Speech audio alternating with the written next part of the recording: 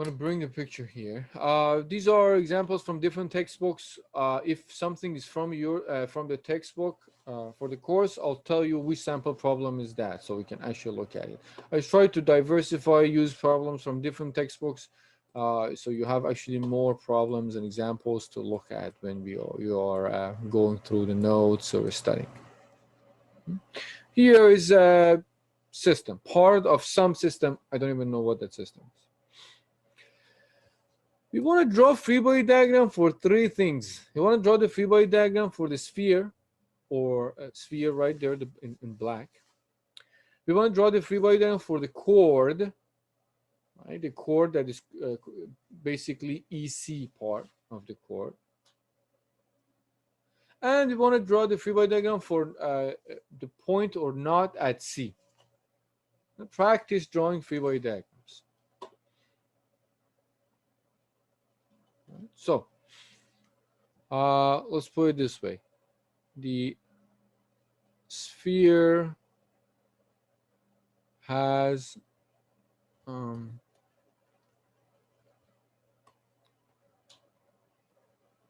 mass of, let me check, 6 kilograms and is supported as shown. Right, supported by surfaces holding it at the bottom and the spring connected to a cable that is connected to the sphere. Now we're asked to draw a free body diagram of the sphere, a free body diagram of the chord CE, and a free body diagram of the knot at C. Three free body diagrams. Start with the first one. I'm going to start for the sphere. Like for sphere, let me draw it here, just the sphere itself, and I'll talk about that. So out of those four forces, spring, smooth contact, weight, cable, what forces do we have here?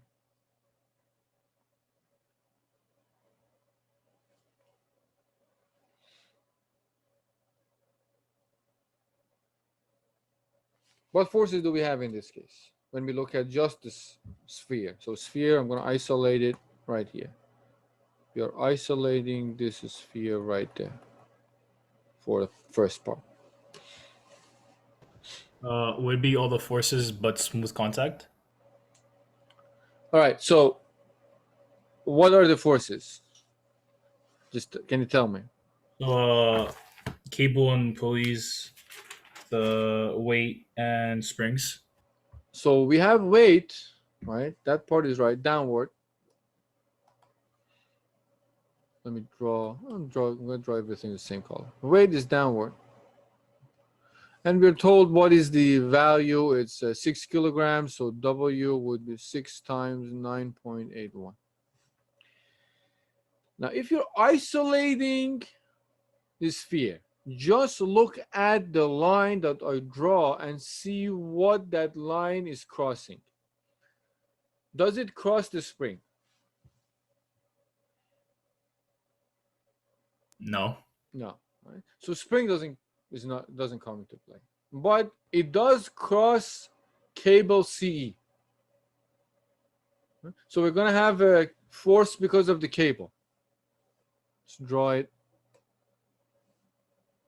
this way. So this would be the force because of the cable, upward.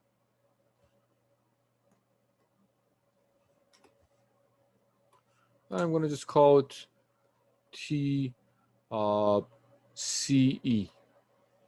Right?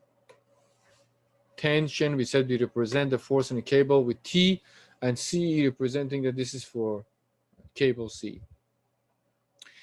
Now, look at the bottom part. This sphere is sitting on a surface that looks like this, which means we have 2 points of contact. One is here, and the other one is here. Right? 1 point of contact. Think about the sphere sitting on a surface like this, 30 degrees angle. Think about my head as that. Contact surface. So we have 2 points of contact. One is the contact of a sphere with this side of the surface, and the other one point of contact with the other side, other side of the surface. Right?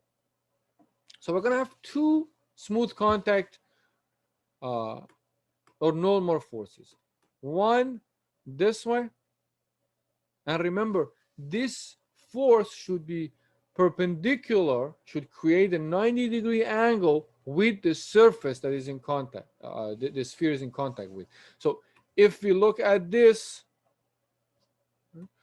we put it, if we want to put it there to get a better sense, I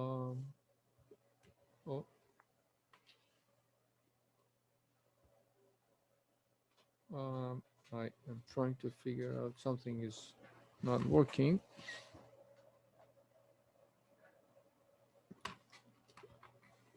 All right. Oops. Almost working. You want to get a better sense? This would be like this. Why? Because it has to be perpendicular to the contact, the surface that we have. This is the surface, and this is the point of contact. Right? So it has to be perpendicular to the surface applied at the point of contact. Same story on this side. This is a point of contact. This is the surface. So the force, smooth force or normal, should be in this direction. Perpendicular to surface applied at the point of contact. So I'll get 2 forces, one on this side, one on this side. Right? Call them, let's call them, you can call them NB, normal at point B. I'll just call it NA. Just to give you a better reference on this, I'm going to remove these and call these A and B. Call this point of contact B, call this point of contact A.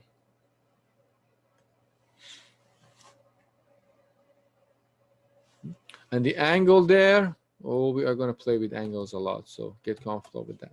This is 30 degrees. When we draw this as a result, this angle is also 30 degrees.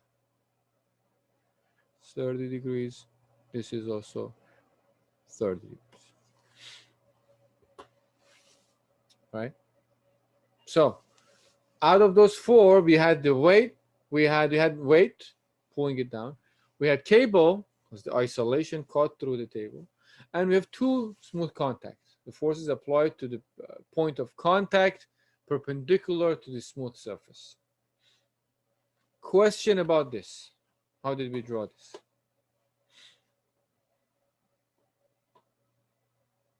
Question on this. Did you follow what happened there? So isolate the part, that whatever you want to draw the freeway diagram for. Think about 4 forces, put them there, depending on which one you have. And that's all for now. We'll talk about what is the next step, next example. So that's for the sphere. Let's say for the cable, right? The next one is cord. Cord CE. How do I draw that? The same story. I am going to isolate that cable. This is the isolation. This is the cable I'm going to isolate. Very straightforward. It's just one line. If this is the part that I isolated, what happens is that, well, this is the cable. Remember, we said the force throughout the cable was the same. So pretty much you have one force on this side, one force on that side. Cable should be in tension. Cable can never be in compression because cannot handle compression. So this would be T. Let me write it here. This would be T, let's call it C, and the other one I'm going to call TE. If you want to add explanations to it, TC is the force of the knot acting on the cord, and TE is the force of the sphere acting on cord CE, on the cord. We know which cord we're talking about. So I isolated the cord and look at the force. I looked at the forces. And remember, TC and T are actually equal. We just use different notation because they both are part of the same cable. Remember the assumption made about the cable? Cables have the same force throughout their length.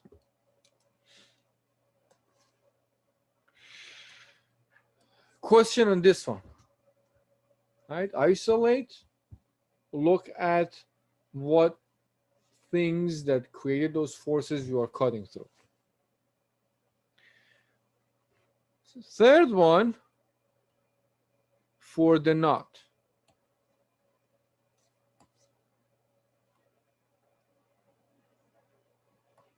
Knot C. Right? I'm going to isolate them. Same story. Isolate the knot. This is where knot C is. I'm going to isolate that and just put it as one point here, C. So, what forces do I have to put on knot C out of those four forces?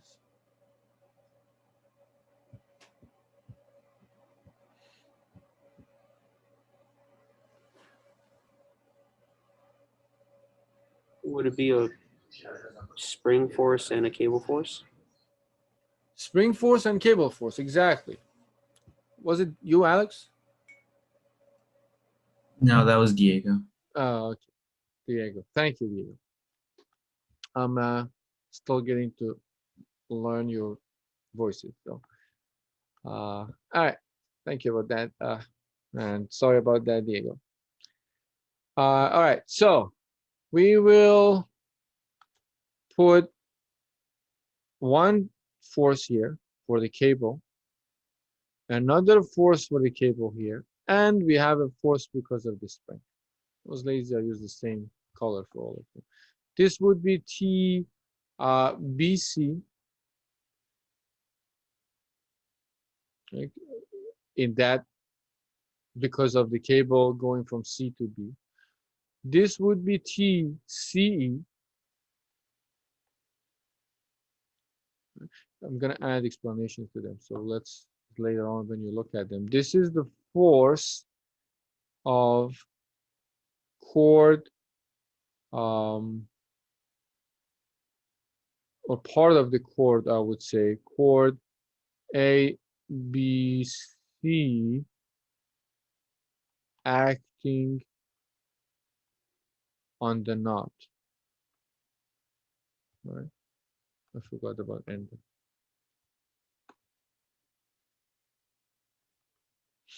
TC is the force of cord CE, right, acting on the knot. And we also have the force because of the spring. We don't know the initial and final length of the spring, so I just put FS CD. Right? An explanation would be force of the spring acting on the knot.